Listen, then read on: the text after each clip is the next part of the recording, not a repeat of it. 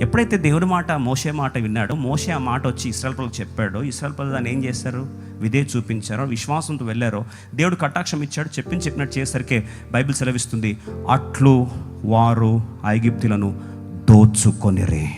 Rob them. ఎన్ని సంవత్సరాలు ఈ పీక్క తిన్నారో, ఎన్ని సంవత్సరాలు ధ్వంసం చేశారో, 430 సంవత్సరాల నష్టం ఒక్క సెకండ్ వచ్చి కాలు మీద పడింది. అది పిలిచిన వాని ముద్ర.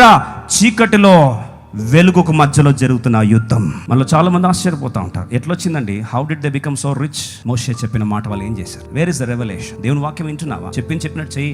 దేవుడు పిలిచిన ముద్ర వేయకపోతే అడుగు. ఎప్పుడైతే వారు విధే చూపించారో, అన్యుల ఆస్తి అంతా కూడా రాత్రికి ఎవరి మీదకి వచ్చేసిందండి? ఇశ్రాయేలు ప్రజలకి వచ్చేసింది. యెహోవా ఆశీర్వాదం ఐశ్వర్యం ఇచ్చు, నరుల కష్టం చేత అది ఎక్కువ కాదు.